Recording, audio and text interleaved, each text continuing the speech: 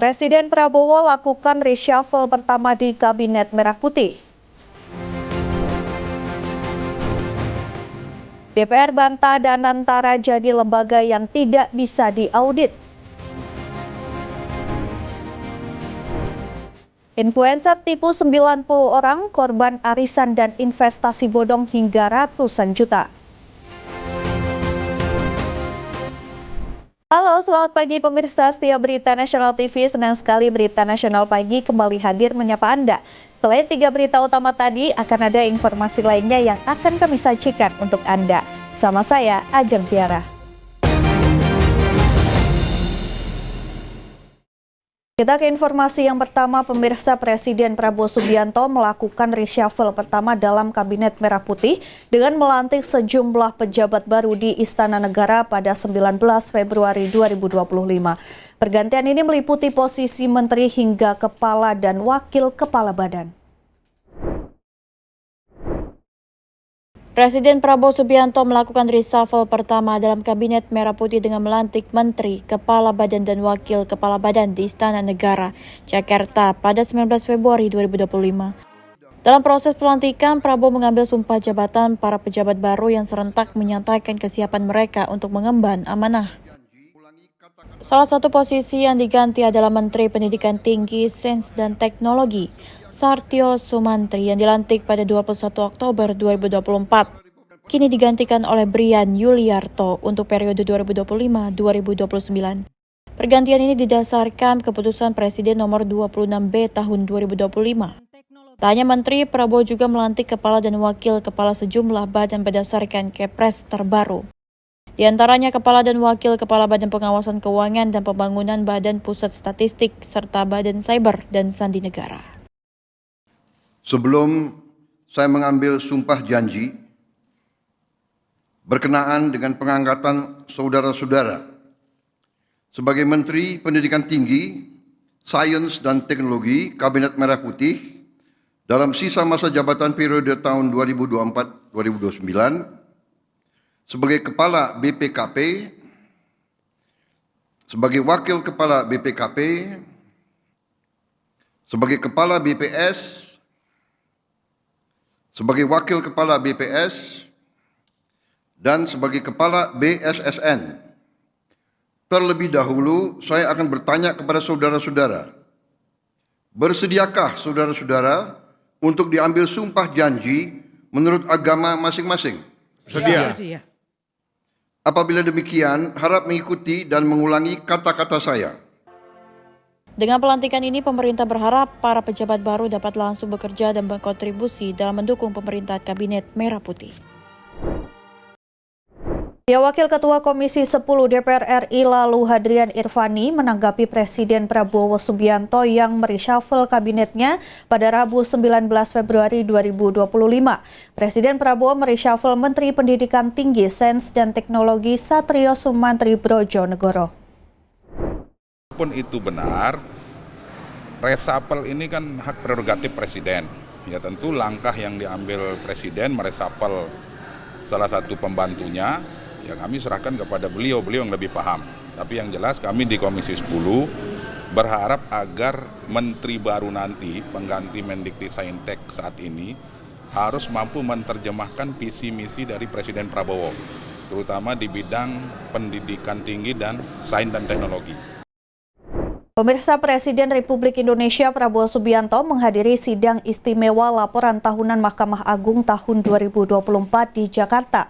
Dalam kesempatan tersebut, Prabowo memberikan hormat kepada para hakim agung sebagai bentuk penghormatan dan apresiasi.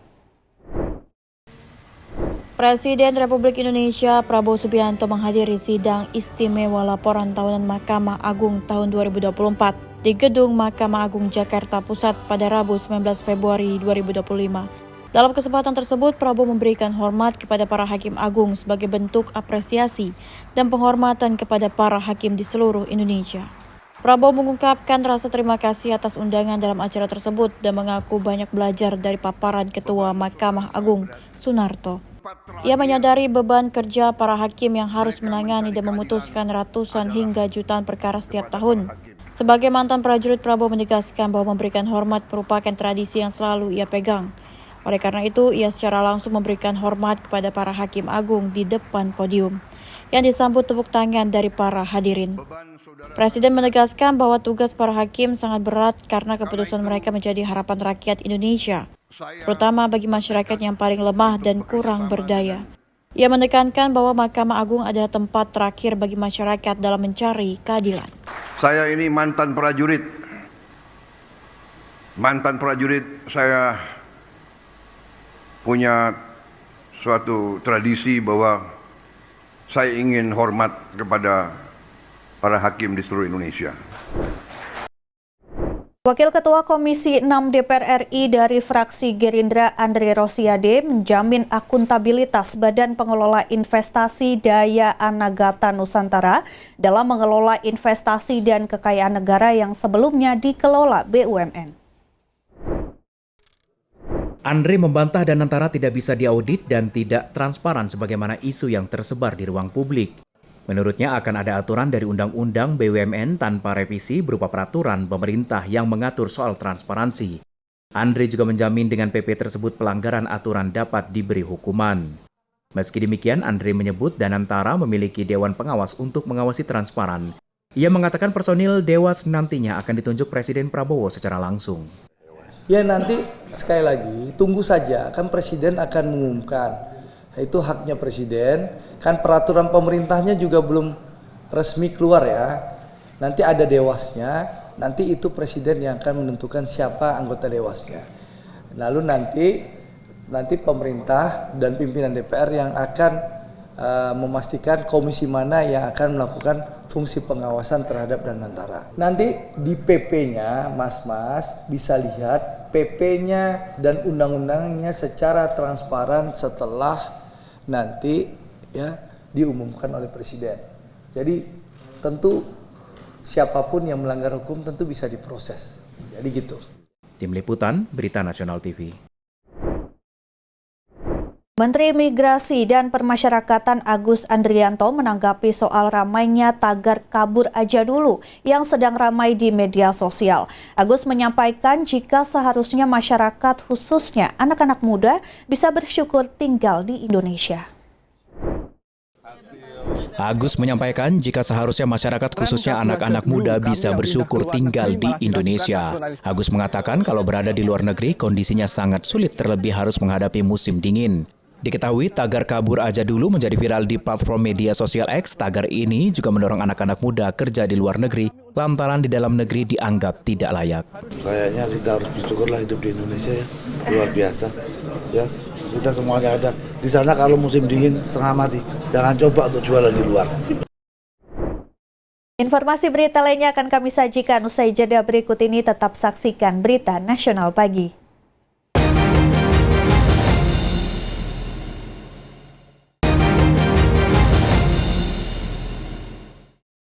Terima kasih Anda masih bersama kami. Pemirsa, Sekretaris Jenderal PDIP Hasto Kristianto akhirnya angkat bicara dan menyatakan bahwa kasus yang menimpanya merupakan bentuk kriminalisasi hukum. Hal ini disampaikan dalam jumpa pers di kantor PDIP Jakarta 18 Februari 2025. Kami akan menyampaikan. Sekretaris Jenderal PDIP Hasto Kristianto akhirnya angkat bicara pasca ditetapkan sebagai tersangka dalam kasus suap dan obstruction of justice yang melibatkan Harun Masiku. Dalam jumpa pers di kantor PDIP Jakarta, Hasto menyatakan bahwa kasus yang menimpanya merupakan bentuk kriminalisasi hukum. Menurutnya, penetapan dirinya sebagai tersangka tidak terlepas dari kepentingan politik kekuasaan. Hasto mengklaim hasil eksaminasi hukum dari berbagai ahli menunjukkan tidak ada fakta hukum yang menguatkan statusnya sebagai tersangka, baik dalam dugaan suap maupun obstruction of justice. Hasto juga menegaskan sesuai Undang-Undang KPK, tindakan obstruction of justice seharusnya terjadi dalam proses penyidikan. Namun berdasarkan hasil eksaminasi tidak ditemukan bukti permulaan yang menunjukkan keterlibatannya. Ia pun menyatakan telah bersikap kooperatif dan taat pada seluruh proses hukum di KPK. Terkait keputusan pra-peradilan yang tidak menerima gugatannya, Hasto mengaku telah melaporkannya kepada Ketua Umum PDIP Megawati Soekarnoputri. Menurutnya, Megawati memberikan semangat dan meyakini bahwa keadilan akan selalu menemukan jalannya. Dalam eksaminasi tersebut, nyata-nyata tidak ditemukan suatu fakta-fakta hukum atas penetapan saya sebagai tersangka baik kasus suap maupun suatu tindakan melakukan obstruction of justice. Dalam Undang-Undang KPK pasal 21 misalnya, tindakan obstruction of justice terjadi pada saat penyidikan. Dari hasil eksaminasi juga tidak ada bukti permulaan yang sah menurut hukum untuk menetapkan saya sebagai tersangka. Pada tahapan proses ini, sikap saya sangatlah kooperatif dan mentaati seluruh proses hukum di KPK. Tiadanya fakta-fakta hukum tersebut juga diperkuat melalui keterangan ahli dalam proses Dari Jakarta, Ajeng Tiara Galuh, Anggara Berita Nasional TV. Ya, Wali Kota Semarang Hefearita Gunaryanti Rahayu atau akrab disapa Mbak Ita akhirnya memenuhi panggilan tim penyidik Komisi Pemberantasan Korupsi Rabu 19 Februari 2025. Dia dan suaminya Alwin Basri telah menjadi tersangka dalam kasus dugaan korupsi di lingkungan Pemkot Semarang.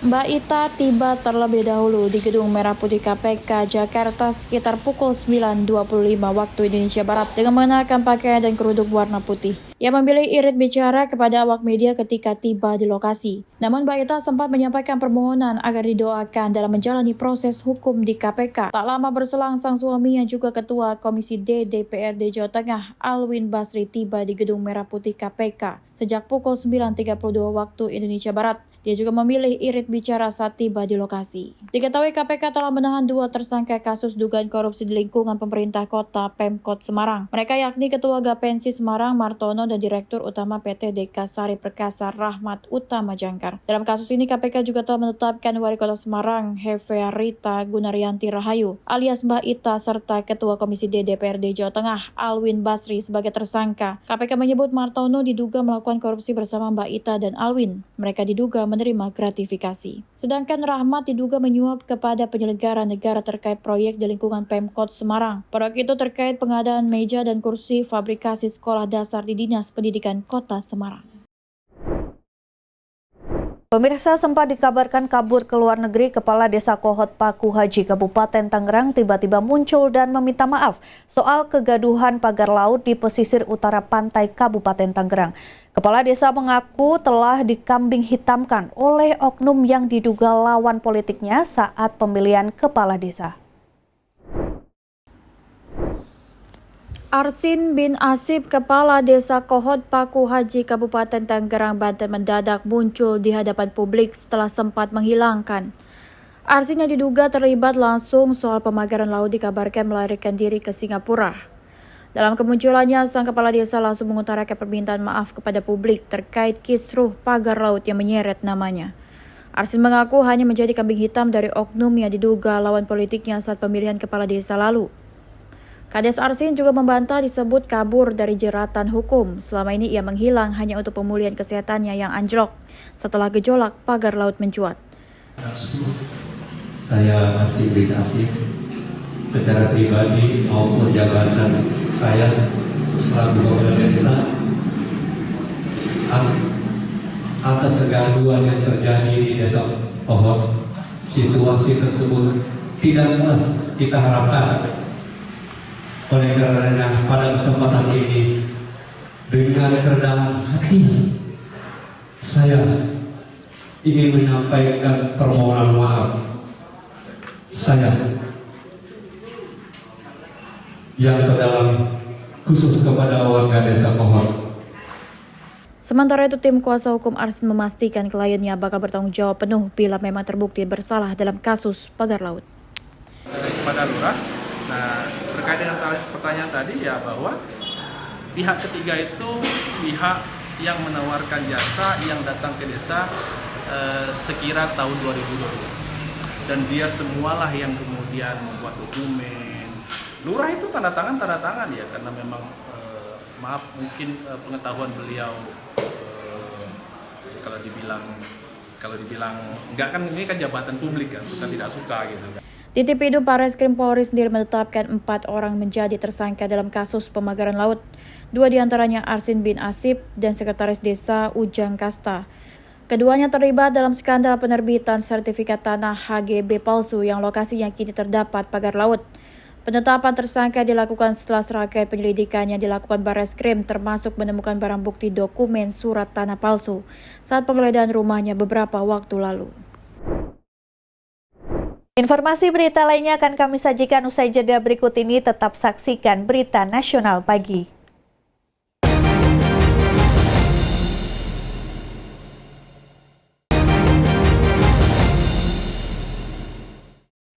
Terima kasih Anda masih menyaksikan Berita Nasional Pagi. Pemirsa, dalam rangka menyambut bulan Ramadan, sebanyak 7 pasangan melaksanakan pernikahan dari atas patung kapal di Kabupaten Gunung Kidul, Yogyakarta. Dengan mengusung tema Ramadan tersebut, pasangan yang menikah menggunakan cincin dan kurma sebagai mas kawin mereka. Dan sebanyak 7 pasangan melaksanakan pernikahan secara massal dari atas patung kapal di Kabupaten Gunung Kidul, tepatnya di kawasan Bukit Bintang, Kecamatan Patu, Kabupaten Gunung Kidul, Yogyakarta. Pernikahan massal dengan ini digelar dalam rangka menyambut bulan suci Ramadan.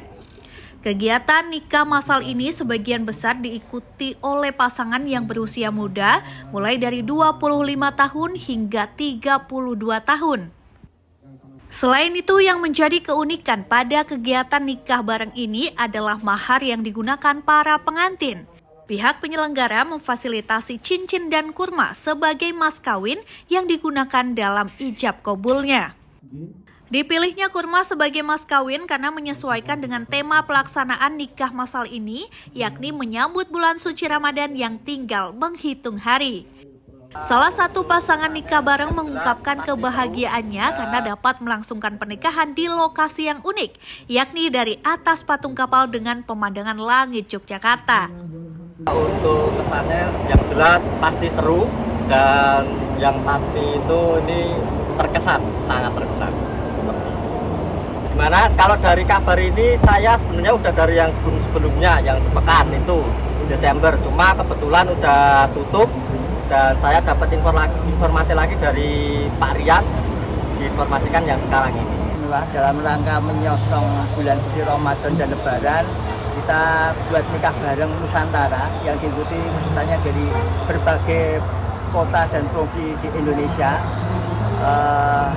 Menjadi suatu yang istimewa karena diikuti 7 pasang dari puluhan pasang yang mendaftar. Terseleksi 7 pasang yang alhamdulillah bisa dinikahkan dengan mas kawin cukup istimewa, ada seperangkat alat sholat, cincin, dan kurma. Kenapa digunakan kurma? Karena kurma ini sebagai simbol dan penyempurna ibadah di bulan suci Ramadan ketika berbuka dan sahur, logikanya seperti itu.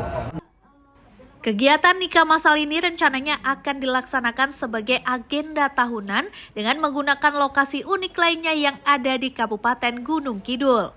Dari Yogyakarta, Wahyu Wibowo, Berita Nasional TV. Beralih ke kabar lain, pemirsa, kasus arisan dan investasi bodong kembali terjadi di Surabaya. 3 orang perwakilan dari 90 korban dan melapor ke Kapolda Jatim. Kerugian mencapai 800 juta rupiah yang dibawa kabur seorang influencer. Para korban arisan dan investasi bodong melaporkan influencer dan suaminya ke Polda Jatim karena menipu para puluhan korban hingga menelan kerugian mencapai 800 juta rupiah. Modusnya berawal dari ajakan pelaku untuk berinvestasi dalam bisnis suaminya dengan iming-iming komisi 7% dari total investasi ditambah bonus 10% jika target bisnis tercapai. Sistem arisan dan investasi ini menyebar melalui grup WhatsApp dan dari mulut ke mulut. Para korban berasal dari berbagai kalangan, termasuk guru dan warga luar kota dengan nominal investasi bervariasi mulai dari puluhan hingga ratusan juta rupiah. Kerugian para korban mulai muncul pada September 2024. Ketika salah satu anggota grup mempertanyakan keberadaan pelaku, setelah dilacak ternyata rumah yang diklaim sebagai kediaman pelaku hanyalah rumah sewaan, sedangkan rumah sesuai KTP-nya telah dijual. Upaya menghubungi pelaku melalui telepon dan media sosial juga tidak membuahkan hasil. Beberapa korban yang mencoba menghubungi melalui TikTok justru diblokir. Mediasi dengan keluarga pelaku gagal karena mereka dinilai menutup-nutupi keberadaan pelaku. Dari teman-teman yang ketipu dari korban arisan bodong sama investasi bodong. total kerugiannya, Mbak? Total kerugiannya sekitar 800 juta. Untuk penipuannya berawal dari si owner ini mengajak investasi untuk mensupport suaminya, target suaminya yang bekerja. Kemudian kami mendapatkan komisi dari bagian dari komisinya suaminya. Para korban berharap pelaku segera ditangkap dan mempertanggungjawabkan perbuatannya. Mereka juga menghimbau masyarakat untuk selalu waspada dan berhati-hati dalam mengikuti investasi atau arisan online, serta memastikan legalitasnya sebelum memutuskan untuk berinvestasi.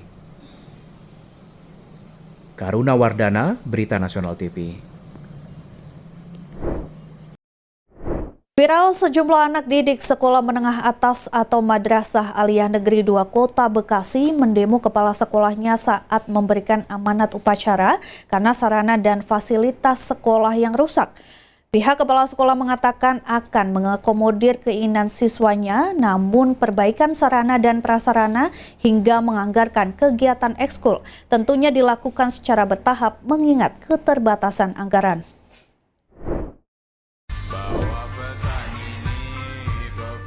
Dunia pendidikan kembali dihebohkan dengan viralnya sejumlah murid tiba-tiba melakukan aksi demo secara mendadak terhadap kepala sekolahnya. Dari video amatir yang kini tengah viral memperlihatkan sejumlah siswa dan siswi sekolah menengah atas atau Madrasah Aliyah Negeri 2 Kota Bekasi mendemo kepala sekolahnya saat dengan memberikan sejumlah poster tuntutan di saat kepala sekolah memberikan amanat di jam upacara. Meski demikian, keinginan siswa dan siswinya agar sarana dan prasarana sekolah lebih baik lagi demi kenyamanan siswanya untuk belajar mengajar, serta pengadaan kegiatan ekstrakurikuler akan dilakukan secara bertahap di tahun anggaran 2025. Kalau kronologis kejadian, saya ketika jadi pembina upacara, ada yang teriak dan langsung setelah itu seperti komando mengangkat kertas-kertas tuntutan. Di antaranya kertas-kertas itu adalah minta perbaikan-perbaikan, ada sisi-sisi yang ada catnya yang rusak, ada bocor-bocor mungkin itu ya, karena sekarang musim hujan, kan bocornya ini itu ada juga terkait dengan kegiatan-kegiatan ekskul. Kepsek pun menjelaskan sejak kehadirannya di tahun 2023 lalu di sekolah tersebut, dirinya lebih mengedepankan perbaikan atau pengadaan hal lain, seperti pengadaan AC di ruang belajar dan fingerprint, serta perbaikan toilet dan pengadaan infokus dan perbaikan kelistrikan lebih didahulukan karena untuk kenyamanan para siswanya saat belajar. Gini, pas waktu itu tuh ada salah satu murid yang kayak keluhannya tuh karena ekskul awalnya katanya ekskulnya mau dibubarin. Nah dari situ kita yang anak kelas 12 tuh nggak tahu apa-apa tentang demokrasi ini, demo yang di sekolah ini. Dina menambahkan tuntutan anak didiknya akan dilaksanakan di tahun 2025 ini, namun secara bertahap mengingat sumber anggaran sekolah yang didapat hanya bersumber dari BOS pusat saja serta bantuan para siswanya. Namun harus berdasarkan hasil kesepakatan komite sekolah. Sementara itu perwakilan siswa hanya berharap keinginan teman-temannya bisa terwujud demi kenyamanan dalam proses belajar mengajar. Dari Bekasi, Muhammad Ridwan, Berita Nasional TV. Pemirsa, informasi tadi sekaligus mengakhiri jumpa kita. Demikian Berita Nasional Pagi telah menemani Anda. Saya Ajeng Tiara beserta kru yang bertugas pamit undur diri. Terima kasih dan sampai jumpa.